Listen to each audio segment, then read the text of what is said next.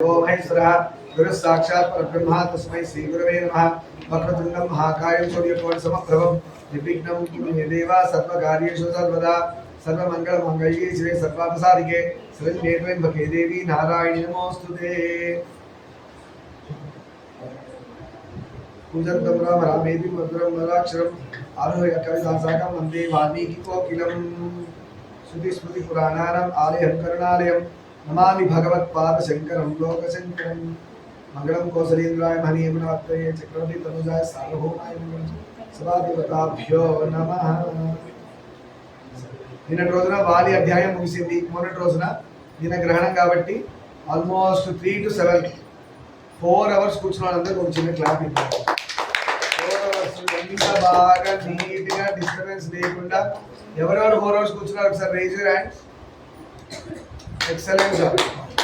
చిన్నపిల్లలు మీరు మీ ఏజ్లో నేను కూడా కూర్చోలేదు. మీరు నాకంటే గొప్ప అంటే ఆబ్వియస్లీ నేను అప్రాల్స్తో పెద్ద పెద్ద గొప్పవాళ్ళ కంటే మీరు గొప్పవాళ్ళు. ఎందుకంటే మీరు ఈ ఏజ్లో 4 hours కూర్చోగలిగారు. 3 to 4, 4 to 5, 5 to 6, 6 to 7 దాన్ని ఎన్ని కవర్ చేయాలో అన్ని కవర్ చేయగలిగాం. దాని ఎక్స్పీరియన్స్ ఎలా ఉందో తెలియదు, నేను అడగలేదు. ఎవరైనా ఇండివిజువల్గా ఎక్కడైనా ఏది బాగా అనిపించింది ఎవరైనా చెప్పగలుగుతారా? ధ్యానము, భజన, ఇంకా భజన శివ శివ శివ చంద్రశేఖర్ కొత్తగా యాడ్ చేశాం. శివ శివ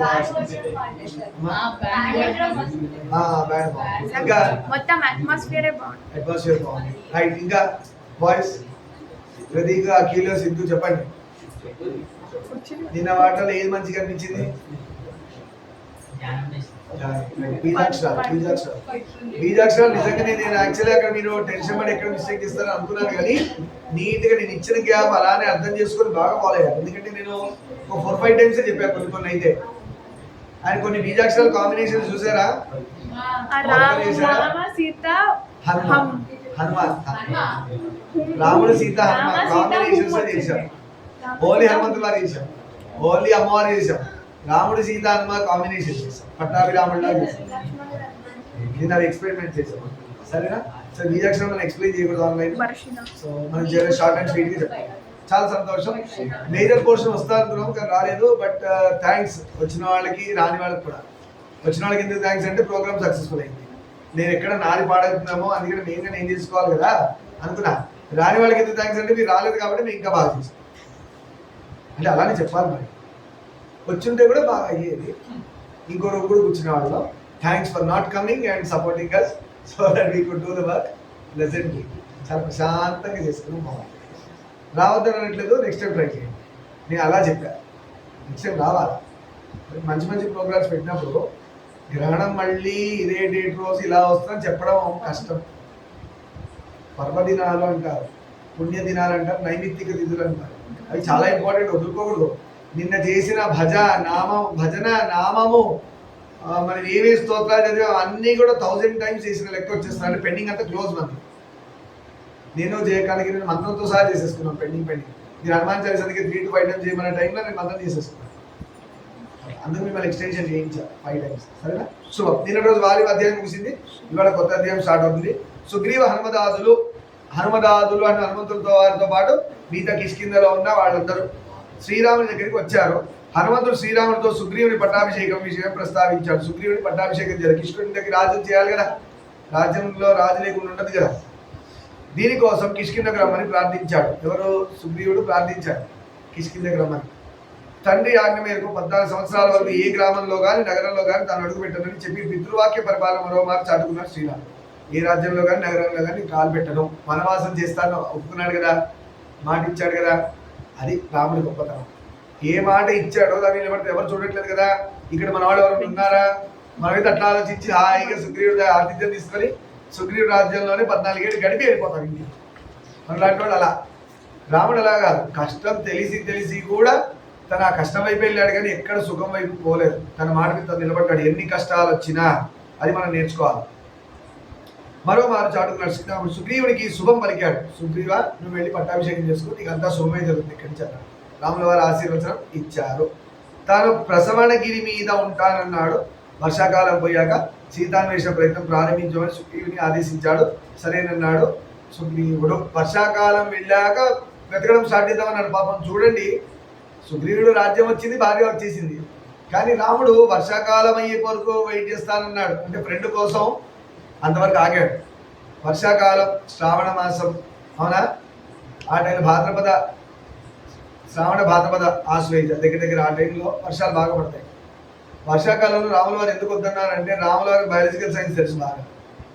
ఆ టైంలోనే ఆఫ్ స్ప్రింగ్స్ అనేది బయటకు వస్తుంటాయి. చెట్లు కావచ్చు, పక్షులు కావచ్చు, జంతువులు కావచ్చు, మనం కావచ్చు, అందరికి కూడా నెక్స్ట్ జనరేషన్ స్టార్ట్ అవుతుంది. ఇంత సమూహం వేసుకొని ఎదుగుతే చిన్న చిన్న చిగురులు బయటకు వస్తే అది తొక్కిపోతాయి, ఆ పుట్టక చచ్చిపోతుంది.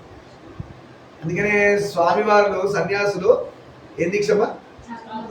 చాతుర్మాసం చేస్తారు. వర్షాకాలం కూడా ఎక్కడ పోరు వాళ్ళు కూడా 4 మాసాలు దగ్గరగా ఎక్కడ కదలకుండా ఉంటారు ఒకచోట స్వామివారు. చూడండి, సన్యాస దీక్ష అంత కఠినం.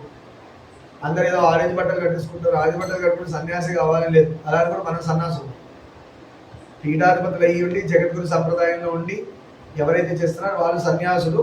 వాళ్ళ పరంపరగా వాళ్ళ శిష్యరికంగా గొప్ప మహానుభావులు చాలా మంది సన్యాసులు ఉన్నారు ప్రపంచం అంతా. మనకు తెలియకపోతే వాళ్ళు కాదు అని కూడా అనలేదు. సరే, సీతాన్వేషణ అప్పుడు ప్రారంభిద్దాం సుగ్రీవుడి కంటే. సుగ్రీవుడు సరేనన్నాడు. కిష్కిందకు రాజుగా సుగ్రీవుడు అయ్యాడు, యువరాజుగా అంగదుడు పట్టాభిషిక్తులయ్యారు. కాలం మెల్లగా గడుస్తుంది. శరత్కాలం వచ్చింది, వర్షాకాలం పోయి శరత్కాలం వచ్చింది. జనరల్ సుగ్రీవుడు ఏం చేయాలి? ఎప్పుడే గుర్తుపెట్టుకొని వచ్చి, రామ మీరు వర్షాకాలం అయిపోయాక వెతుకుదామన్నారు, పదండి వెతుకుదామన్నారు. కానీ సుగ్రీవుడు ఏం చేశాడు? మర్చిపోయాడు. ఫ్రెండ్స్ కూడా ఇలానే పని అయిపోయాక మర్చిపోవడమే. అది సుగ్రీవుడి వాట. సుగ్రీవుడి దగ్గర ఉన్న సుఖం వాట. అంటే ఎలా? బాగా సుఖాల్లో ఉండి దేవుడిని మర్చిపోతారా అని చెప్పడానికి ఎగ్జాంపుల్. సుగ్రీవుడు సుఖాల్లో ఉండి రాముని మర్చిపోయారు, మనం సుఖాల్లో ఉండి రాముని మర్చిపోయారు. సుఖాల్లో అందుకే ఉండకూడదు ఎక్కువ, కష్టాలు కూడా ఉండాలి. దేవుడు చచ్చినట్టు పట్టుకుంటారు. అన్ని సుఖాలు ఉంటే డేంజర్ ఏంటంటే దేవుడిని మర్చిపోతారు. మరొక నేను చివరికి వచ్చి ప్రతీకపడండి. సరే, సీతాన్వేషణ కార్యభారాన్ని సుగ్రీవుడికి గుర్తు చేశాడు హనుమంతుడు. అది హనుమాన్ చాలీస చేస్తే ఏం గుర్తొస్తుందిరా అంటే ఏ టైంకి ఏ పని చేయాలో అది గుర్తొస్తుంది. సుగ్రీవుడికి హనుమంతుడు వారు గుర్తు చేశాడు. నాయన నువ్వు వెతుకుతా అని చెప్పావు సీతమ్మ వారిని, ఆల్రెడీ మనకి శరత్కాలం వచ్చేసింది, రెడీ ఉండండి రాముల వారి దగ్గరికి వెళ్ళడానికి. తదనుగుణంగా సేవలను సమీకరించడం సేనాపతి నీళ్ళుండి ఆజ్ఞాపించాడు సుగ్రీవుడు. సరే, వెంటనే ఏమైంది? సేన సమీకరించాలి కదా, మరి వెతకాలండి. ఇద్దరు పోయి వెతుకుతారా? ప్రపంచం మొత్తం వెతకాలి. ట్రెజర్ హంట్ గేమ్ అప్పట్లోనే ఉంది చూడండి. ట్రెజర్ హంట్ ఆడతారు చూసారా? ఎక్కడో వస్తువు దాచిపెడితే ఇల్లంతా పీకి పందిరేసి వెతికి ఆ వస్తువులు కనుక్కున్నాడు విన్నర్స్ అంట. అప్పట్లోనే ట్రెజర్ హంట్ గేమ్ ఉంది. సీతమ్మ వాళ్ళని ఎతికి పట్టుకోవాలి. అదే సాధన పరంగా సీతమ్మని పట్టుకోవడం అంటే ఆత్మని వెతకడం. సాధన చేసి ఆత్మని వెతకడం, సీతాన్వేషణ చేయడం. అంటే ఇంతమంది సాధకులు సీతను పట్టుకోవాలి, సీతమ్మ అని వెతికి పట్టుకోవాలి. సాధన చేసి మనం ఆత్మ అని మనం గుర్తించగలగాలి. అది శ్రీరాముడికి తెలియదు. లక్ష్మణుడిని పిలిచి సుగ్రీవుడి దగ్గర వెళ్ళమన్నాడు. శ్రీరాముడికి అప్డేషన్ ఇవ్వాలి, ఇవ్వరా? రావణ అంటున్నాడు, హాయి వీళ్ళు ఎంజాయ్ చేస్తూ మర్చిపోయారు, లక్ష్మణ ఒకసారి వెళ్ళి ఏంటో సంగతి కనుక్కోవాలి. లక్ష్మణుడికి ఏవి చెప్పినా బుస్సు అంటాడు. ఎందుకు?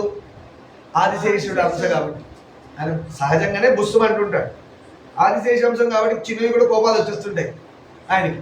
ఆయన కోపం వచ్చింది. ఏమని వచ్చింది? అన్నయ్యకి అనుకోమంటే ఈయనకేమనిపించింది లక్ష్మణ స్వామికి, మా అన్నయ్యని మర్చిపోయి నువ్వు హాయిగా భార్య దొరికింది, రాజ్యం దొరికింది, హాయిగా మర్చిపోతావా అనే కోపం మీద బయలుదేరారు. ఎవరు? లక్ష్మణ స్వామి. ఇప్పుడు ఈయన ముందు ఎవరైనా వస్తే ఏమవుతుంది? ఫస్ట్ బాణాలు వేస్తారు, తర్వాత మాట్లాడతాడు. లక్ష్మణుడు అలా, రాముడు ఇలా ముందు మాట్లాడతాడు, తర్వాత బాణాలు వేస్తాడు. అన్నదమ్ములకి అంత తేడా ఉంది. లక్ష్మణుడు బాణాలు వేస్తారు, తర్వాత మాట్లాడతాడు. ఆ కోపం అలాంటి బుస్సు పడ్డాడు. లక్ష్మణుడు కిష్కిందకు పైన పోయాడు. సుగ్రీవుడు రాజభోగాల్లో ఓలలాడుతున్నాడు, హాయిగా ఎంజాయ్ చేస్తున్నాడు. సీతాదేవి ఎడబాటు వల్ల నిలువున నీరవుతున్న అన్నగారు నిర్లక్ష్యంతో సుగ్రీవుడు లక్ష్మణుడికి ఆగ్రహానికి కట్టలు తెచ్చాడు. నిర్లక్ష్యంతో సుగ్రీవుడు ఉన్నాడు, అన్నేమో బాధపడుతున్నాడు. లక్ష్మణుడు రెండు కంపేర్ చేసుకున్నాడు. మాటిచ్చి ఇలా ఉంటాడు సుగ్రీవుడు అని కోపం ఇంకా ఎక్కువైంది. వస్తూ ఆలోచిస్తూ వస్తున్నాడు, ఏమవుతుంది? కోపం ఇంకెక్కువైంది. లక్ష్మణుడికి ఆగ్రహం కట్టలు తెచ్చుకుంది. ముసలు కొడుతున్నాడు. అతని ముందుకు రావడానికి ఎవరికి కాలాడని లేదు. కోపంతో లక్ష్మణుడు వస్తున్నాడని తెలిసింది కిష్కింద. ఎవరైనా ముందెళ్ళి రండి స్వామి మీకోసం వెయిటింగ్ అంటారా? కోపంలో ఉన్నవాడు ఎదురుకు పోవద్దు. కోపం ఎంత దారుణమైన లక్షణం అంటే 6 దారుణమైన లక్షణాలే. కామ, క్రోధ, లోభ, మోహ, మద, మాత్సర్యం 6 డేంజరసే. దానిలో ఒక కామము, తల్లియా, కూతురా, అన్ననా, చెల్లెనా, తమ్ముడా ఏమి ఉండవు. ఇది కొనొచ్చా, కొనకూడదా, అది కావాలా వద్దా ఏమి ఉండదు. కామం ఉన్నవాడికి అన్నీ కావాలనిపిస్తుంది. వాడికి అన్నీ కావాలి. వద్దు అని వాడి మొహంలో జీవితంలో రాదు. కారు ఒకటి ఉంది, ఇంకో కారు కావాలి. సైకిల్ ఉంది, ఇంకో సైకిల్ కావాలి. పెన్సిల్ ఉంది, కావాలి. ఒక భార్య ఉంది, ఇంకో భార్య కావాలి. అన్నీ కావాలి. కామం అంత డేంజర్. క్రోధం కూడా అలాంటిది. అన్ని సిస్టర్స్, సిబ్లింగ్స్ ఒకదానికోటి. క్రోధం ఎలాంటిదంటే కోపంలో ఉన్నప్పుడు, క్రోధంలో ఉన్నప్పుడు గురువును చెప్పడానికి కూడా వెనకాడు. తర్వాత నెత్తి కొట్టుకొని ఏడుస్తున్నాడు, వేరే సంగతి. అంటే ఈ 6 ఉన్నప్పుడు మనిషి మృగం అవుతాడు, జంతువు అవుతాడు. అందుకని మనం కోరి ఈ ఆరింటిని, మన శత్రువుల్ని మనం ఎప్పుడు అబ్జర్వ్ చేస్తుండాలి, ఒక కన్నేసి ఉంచాలి. అదే సాధన. ఈ 6 ఉంటాయి. కామము పెరుగుతుందా, పనికిరాని కోరికలు వస్తాయా, కట్ చేయాలి. ఎలా? చంద్రశేఖర్ రక్షణ, పాయిమాం రక్షణ, త్రిశూలం పెట్టి ఇలా పొడుస్తారు. కామం అక్కడ పట్టు, చంద్రశేఖర్ అలా కాపాడు. రామ రామ రామ రామ రామ రామ రామ రామ రామ అంటేనే ఉండాలి. గురువులు అందుకే చెప్పారు, మన శరీరాన్ని వెంట్రుకలు ఉంటాయి కదా, అందరి శరీరానికి మన వెంట్రుకలు ఉన్నాయి. ఆ వెంట్రుక పీక్కోకండి. ఆ శరీరానికి ఉన్న వెంట్రుకలకే పాపాలు పట్టుకొని ఉంటాయి. మనం చేసే పాపాలు వెంట్రుకల్ని పట్టుకొని, వెంట్రుకల్ని ఆశ్రయిస్తాయి. పాపాలు ఎక్కడ ఉన్నాయంటే మన వెంట్రుకలు ఉన్నాయి. అన్నీ ఒంటి నిండు ఉన్న వెంట్రుకలు అన్నీ పాపాలే ఉన్నాయి. అందుకనే ఆశీర్వచనం తల్లి, తండ్రి, గురువు తప్పితే ఎవ్వరు కూడా వెంట్రుకలు ముట్టుకోరు, నెత్తి మీద కూడా. రీజన్ ఏంటి అంటే పాపాలు ఇంకొకటి ట్రాన్స్ఫర్. దరిద్రం తల ముట్టుకోకు, జుట్టు ముట్టుకోకు దరిద్రం అంటారు. నీ జుట్టు మీద కాదు. వృత్తిలో ఉన్న వాళ్ళ గురించి లేదు. బార్బర్ షాప్ వృత్తిలో ఉన్న వాళ్ళకి ఏం లేదు, వాళ్ళకి మినహాయింపు. అర్థమైందా? అలా మనం కటింగ్ షాప్లో పని చేయకపోతే ఇంప్లిమెంట్ అవుతుంది రూల్. అంటే ఎవరి జుట్టు ముట్టుకోకూడదు, తల మీద చెయ్యి పెట్టి ముట్టుకోకూడదు ఎవరిది కూడా. మీరు వాడికి ఫేవర్ చేస్తున్నారు, వాడి దరిద్రం మీరు అంటించుకుంటున్నారు, వాడి పాపాలు వీడికి పోయినాయి. అట్లా అని చెప్పి తల ఇచ్చేసేసి నాకు తల ముట్టుకోరా అని చెప్పాను. దీనికి ఇంకో కాన్సెప్ట్ ఉంది. గురువు కానీ తండ్రి కానీ, తల్లి కాదు, తండ్రి కానీ గురువు కానీ, అబ్బాయి కానీ అమ్మాయి కానీ, మోస్ట్లీ అమ్మాయిలకు వర్తిస్తుంది. తలస్నానం చేసి వచ్చాక ఇక్కడ బ్రహ్మరంధ్రం వైపు వాసన చూస్తాను. తలస్నానం చేయకపోతే తండ్రి చచ్చిపోతాడు. మీరు తలస్నానం చేశాక నిన్ననే మీ గబ్బుగా ఆయన కోమాలకు వెళ్ళిపోతాడు. బాగా తలస్నానం చేశాక తండ్రి దగ్గరికి వెళ్ళాలా కూతురు. వెళ్ళినప్పుడు ఆ తండ్రి ఇలా పట్టుకొని ఇక్కడ బ్రహ్మరంధ్రం దగ్గర వాసన చూస్తాడు. దానివల్ల కూతురు ఆయుష్ పెరుగుతుంది, మాంగళ్యత్వం పెరుగుతుంది, అంటే మొగుడు కూడా ఎక్కువ రోజులు పెరుగుతాడు. ఇలాంటివన్నీ చాలా ఉన్నాయి. ఇవేమి తెలియక మనం, నేనమ్మ చెప్పిన తలస్నానం చేసిపోవాలి. మళ్ళీ చెప్తున్నాను. డాండ్రఫ్ గీడ్రఫ్ గబ్బు గిబ్బు చెత్త చెదరం అంతా వేసుకొని పోయి గబ్బు వేసుకొని డాడీ పీల్చండి అంటే ఆయన పని అయిపోతుంది. మీరు బాగుంటారు, ఆయన పోయి ఉంటారు. అలా చేయండి. ఇదొకటి పేరెంట్స్కి చెప్పి మీరు చేయించుకోండి. తలస్నానం చేసినప్పుడు ఎక్కడ గుర్తుపెట్టుకొని, నాన్నగారు ఇక్కడ మూర్తిని స్నానంలో కొంచెం వాసన చూసి పెట్టండి అంటే తండ్రి యాక్చువల్లీ వాళ్ళకే తెలవాలి. తెలియనప్పుడు ఏం చేయాలి, ఇట్లా చెప్పాల్సి వస్తుంది. తండ్రికే తెలవాలి ఆ విషయం. అదేవిధంగా శుక్రవారం రోజున అమ్మవారిలాగా మంచిగా తలస్నానం చేసి కూతురు వస్తే తండ్రి ప్రాణాల తండ్రి అని చెప్పి ఇలా పట్టుబడి వాసన చేస్తారు. తండ్రి చేయని పక్షాలు గురువు చేస్తారు. ఆ విషయం గురువే తండ్రి అవుతాడు కాబట్టి గురువు చేస్తాడు. అలా ఒకవేళ గురువిని ఉంటే కూడా చేస్తారు. గురువు కాకపోతే గురుపత్ని కూడా గురువుతో సమానం. గురువు తర్వాత గురుపుత్రుడు గురువుతో సమానం. ఆయన చేస్తాడు, ఆయన గురువు అయి ఉంటాడు. అలా వెళ్తాం. సరే, అది ఒకటి గుర్తుపెట్టుకోండి. ఏం చెప్తున్నాను ఇందాక? Very good. వానరులు మంత్రులే కాదు, సుగ్రీవుడి పరిస్థితి అంతే. కిష్కిందకు రాజు సుగ్రీవుడు కూడా భయపడిపోతున్నాడు లక్ష్మణుడు ముందు వెళ్ళడానికి. మందిర ద్వారం దగ్గరికి వచ్చిన లక్ష్మణుడితో మాట్లాడడానికి తార వెళ్ళింది. తార ఎవరు? వాలి భార్య తార. వీళ్ళందరూ ఉండగా ఆడదాన్ని ఒప్పించారు. నిజంగా కొన్ని పనులు ఆడవాళ్ళు మాత్రమే చేయగలరు, మగవాళ్ళు చేయలేరు. ఒకసారి చూడండి, ఇంటికి అప్లోడ్ అవడం వస్తాడు, వీడు మాట్లాడడానికి భయపడుతుంటాడు, ఆడదని మాట్లాడుతూ వస్తాడు. చాలా ఈజీగా డీల్ చేసి వస్తాడు. జనరల్గా చూస్తుంటారు వీళ్ళల్లో. మగవాడు ఎందుకు వెళ్ళాడు? ఇంకా పెద్దగా గొప్ప గొడవలు అయిపోయి ఇంకా ఏమవుతాయో ఆడవాళ్ళు వెళ్ళగానే కొంచెం అవతల సాఫ్ట్గా మాట్లాడతారు కదా. ఇదనే కాదు, ఎవరు గొడవలైనా కూడా మగవాళ్ళు కుట్టుకున్నప్పుడు ఆడదల్లి మాట్లాడాల్సి వస్తుంది, సాల్వ్ చేసి వస్తుంది. మనం చేయలేని పనులు వాళ్ళు చేయగలుగుతారు చాలా ఈజీగా. వాళ్ళ మైండ్ సెట్ గ్రేట్నెస్ అది కదా నాన్న. మీ మైండ్ సెట్ చాలా గ్రేట్, మగవాళ్ళకు లేదా. అలా మీ ఆడవాళ్ళందరికీ ఉన్న ఆ గొప్ప మైండ్ సెట్తో మగవాళ్ళ కష్టాలు తీరుస్తారు అమ్మవాళ్ళు. సరే, స్త్రీల పట్ల కోపం ప్రదర్శించకూడదని సాధించాలి లక్ష్మణుడు. ఇప్పుడు తారను ఒప్పిన రీజన్ ఏంటంటే వాలి చనిపోయి ఉన్నారు, ఆడది ఇప్పుడు లక్ష్మణుడు ఆడది మగ తేడాలు కూడా అరిచి గొడవ పెట్టేసుకుంటాడా మళ్ళాగా? ఆడవాళ్ళకి గౌరవం ఇవ్వాలి కదా. అప్పటి నుంచే చెప్పారు లక్ష్మణ స్వామి రాముల వారు ఆదర్శంగా చేసి చూపించారు, ఆడవాళ్ళకి గౌరవం ఇవ్వాలి. అందుకే కదా ఫస్ట్ టైం తాటకం చంపాలంటే ఆలోచించారు రాముల వారు. విశ్వామిత్రుడు అన్నాడు, నాయన ఎందుకు ఆలోచిస్తున్నావు? అది ఆవిడ ఆడదానిలాగా లేదు, మగరాడిలాగా చేస్తుంది ఆవిడ పనులు. మగ ఆడ తేడా లేకుండా రాళ్ళు గుర్పించేస్తుంది, అది యుద్ధం చేస్తుంది కదా, నువ్వెందుకు ఆడదానిలాగా చూస్తున్నావు? ఆవిడకే లేదు ఆ ఫీలింగ్, చంపే అన్నాడు విశ్వామిత్రుడు. ఫస్ట్ చంపడమే ఆడదానితో స్టార్ట్. రాముల వారు ఆడదని చెప్పొద్దు, రాక్షసితో స్టార్ట్ అని చెప్పాలి.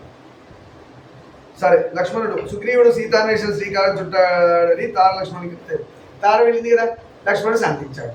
నాయన మీకు తెలీదా, సుగ్రీవుడు ఎప్పుడో సేనను సమీకరించి వెతకడానికని రెడీ చేసి పెడుతున్నాడు, అయ్యో మీకు చెప్పలేదండి అని అట్లా తార ప్రజెంటేషన్ ఇచ్చింది. ఇప్పుడు లక్ష్మణుడు పొరపాటు కోపించుంటే తప్పు వీళ్ళవైపు ఉండే, కోపించింది కదా, అయ్యో పాపం అనవసరంగా స్నేహితుడిని నిందించామని లక్ష్మణుడు వీలవలసి వచ్చేది.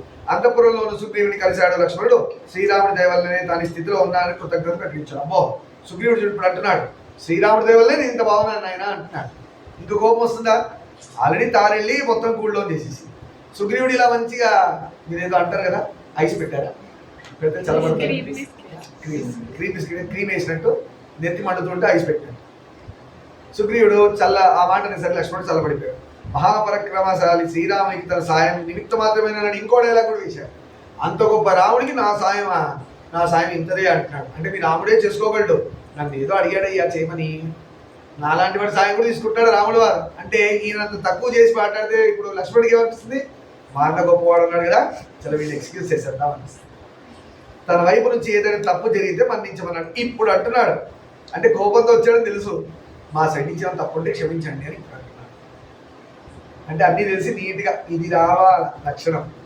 అంతేగాని మీద మీదకి వెళ్ళి గొడవలు పడిపోవడం కాదు, కొట్టుకోవడం ఏముంది, 2 కుక్కలు కూడా కొట్టుకుంటాయి ఎదురుగా, అది కాదు కదా. మనిషిగా మనం గుర్తిస్తే క్షమించే లక్షణం కాదు, ఫర్గివ్.